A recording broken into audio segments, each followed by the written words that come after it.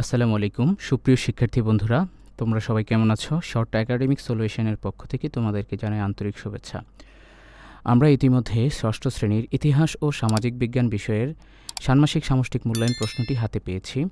প্রশ্নটিতে কী কী আছে আমরা তোমাদেরকে এক ঝলকে জানিয়ে দিচ্ছি। কিছুক্ষণের মধ্যে আমরা প্রশ্নটির সমাধান নিয়ে আসার চেষ্টা করব, সে পর্যন্ত আমাদের সাথে থাকো। প্রথমে হচ্ছে মূল্যায়ন প্রজেক্টের নাম দায়িত্বশীল ভূমিকা আমি। আমাদের চারপাশে নানা রকম মানুষের বসবাস, তাদের নিশ্চয়ই পরিচয় রয়েছে। আমাদের ক্লাসের প্রত্যেকেরই আত্মপরিচয় রয়েছে। এই পরিচয়ে রয়েছে সাদৃশ্য ও বৈচিত্র্য। আমরা মূল্যায়ন প্রথম কাজটিতে জোড়ায় সহপাঠীদের আত্মপরিচয় অনুসন্ধান করব। এরপর অতীত বর্তমান সময়ে মানুষের জীবন ও জীবিকা তুলনা করব। সেই সাথে ভৌগোলিক পরিবেশে মানুষের জীবন ও জীবিকা শনাক্ত করে তুলনা করব। সর্বশেষে সমাজের নানা রকম আত্মপরিচয়ের মানুষের সাথে মিলেমিশে থাকার জন্য করণীয় বিষয়ে একটি প্রতিবেদন লিখব। প্রথমে হচ্ছে কাজ ১, চলো সহপাঠীকে জানি। প্রশ্ন ক, প্রশ্নমালা তৈরি। আমরা একজন সহপাঠীর পরিচয় ও এলাকার বিষয় তথ্য সংগ্রহ করব। বৈজ্ঞানিক অনুসন্ধানের ধাপ অনুসরণ করে আমরা এই কাজটি করব। তথ্য সংগ্রহের জন্য নিম্নোক্ত দুটি প্রেক্ষাপট প্রশ্ন তৈরি করব। এখানে দুটো প্রশ্ন আছে, তোমরা প্রশ্নটা পড়ে নেবে। এরপর হচ্ছে খ নম্বর প্রশ্ন, জোড়া গঠন ও তথ্য সংগ্রহ। এরপর হচ্ছে গ নম্বর প্রশ্ন হচ্ছে তথ্য সাজাই। প্রাপ্ত তথ্যকে বিশ্লেষণ করে উপরে উল্লেখিত দুটি প্রেক্ষাপট সহপাঠীর আত্মপরিচয়ে বিবরণ লিখি। এরপর হচ্ছে ঘ নম্বর প্রশ্ন, সতীর্থ মূল্যায়ন। পুরো কাজ শেষে আমরা সহপাঠীর কাজের মূল্যায়ন করব। এই জন্য নিচের চকটি আমরা খাতায় কাজটি করব। প্রথমে হচ্ছে সহপাঠীর নাম লিখতে হবে, রোল নং লিখতে হবে। এরপরে হচ্ছে এখানে কিছু মতামত আছে, সেখানে হাঁ এবং নাতে টিক চিহ্ন তোমাকে দিতে হবে। প্রথমটা হচ্ছে, আমার সহপাঠী অনুসন্ধানের জন্য বিষয়বস্তু নির্ধারণ করেছে। আমার সহপাঠী অনুসন্ধানের জন্য সুনির্দিষ্ট প্রশ্ন উপস্থাপন করেছে। আমার সহপাঠী প্রশ্ন থেকে মূল বিষয়গুলো খুঁজে বের করেছে কিনা। আমার সহপাঠী তথ্যের উৎস নির্ধারণ করেছে কিনা। ৫ নম্বরে হচ্ছে, আমার সহপাঠী তথ্য সংগ্রহের জন্য প্রশ্নমালা তৈরি করেছে কিনা। ৬ নম্বরে হচ্ছে, আমার সহপাঠী সাক্ষাৎকার গ্রহণের জন্য সব সহপাঠী আমার কাছ থেকে অনুমতি নিয়েছে কিনা।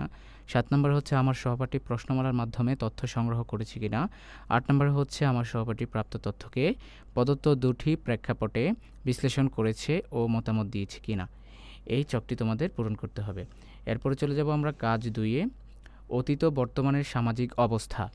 এখানে প্রথম প্রশ্ন হচ্ছে, অতীত বর্তমান মানুষের জীবন ও জীবিকা। তোমরা এগুলো পড়ে নেবে। পড়ার পরে এখানে একটা চক আছে, সেই চকটা হচ্ছে অতীত বর্তমান মানুষের জীবন ও জীবিকা সম্পর্কে তোমাকে চকটা পূরণ করতে হবে।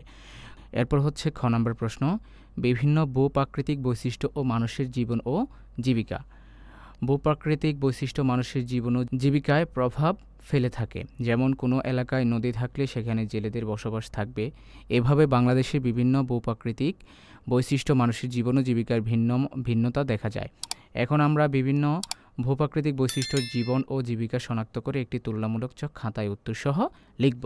এই জন্য পাঠ্যপুস্তকের বাংলা অঞ্চলের ইতিহাসে ভূপ্রাকৃতিক প্রভাব থেকে প্রাপ্ত তথ্য জোড়ায় কাজে সহপাঠী থেকে প্রাপ্ত তথ্য ও আমাদের চারপাশের ভৌগোলিক পরিবেশ পৃষ্ঠা নম্বর ৬২ অংশ থেকে প্রাপ্ত তথ্যের ভিত্তিতে আমরা কাজটি করব। অর্থাৎ পৃষ্ঠা নম্বর ৬২তে একটা চক দেয়া আছে, সেই চকটা থেকে তোমরা এই প্রশ্নটির উত্তর করতে হবে। এরপরে চলে যাব আমরা কাজ ৩-এ, দায়িত্বশীল ভূমিকায় আমি। প্রথম প্রশ্ন হচ্ছে আত্মপ্রতিফলন। আমাদের সমাজের বিভিন্ন আত্মপরিচয়ের মানুষের বসবাস। আমরা কিভাবে সবার সাথে মিলেমিশে থাকতে পারি তা নিয়ে আমাদের ভাবনাগুলো লিখে ফেলি। খ নম্বর প্রশ্ন হচ্ছে দল গঠন ও আলোচনা। এখন আমরা ৪ জনের একটি দল গঠন করব। দলে বসে আমরা ইতিমধ্যে যে আত্মপ্রতিফল লিখেছি তা শেয়ার করব। এরপর সমাজের নানা রকম আত্মপরিচয়ের মানুষের সাথে মিলেমিশে থাকার জন্য করণীয় নির্ধারণ করব। এরপর হচ্ছে ঘ নম্বর প্রশ্ন, প্রতিবেদন লিখো। এরপর প্রত্যেককে দায়িত্বশীল ভূমিকায় আমি শীর্ষক একটি প্রতিবেদন লিখব। প্রতিবেদনটিতে নিচের বিষয়গুলো আমরা উল্লেখ করব। এখানে 5টা বিষয় দেওয়া আছে। প্রথম হচ্ছে প্রতিবেদনের বিষয়। ২ নম্বর হচ্ছে সমাজের নানা রকম আত্মপরিচয়ের মানুষের সাথে মিলেমিশে থাকার জন্য আমি কি করতে পারি তার তালিকা করব। ৩ নম্বরে হচ্ছে আমি কি করতে পারি তালিকা থেকে যে কোনো একটি কাজ কিভাবে বাস্তবায়ন করব তা লিখব। 4 নম্বর হচ্ছে সমাজের নানা রকম আত্মপরিচয়ের মানুষের সাথে মিলেমিশে থাকার জন্য আমরা সবাই একসাথে কী করতে পারি তার তালিকা করব।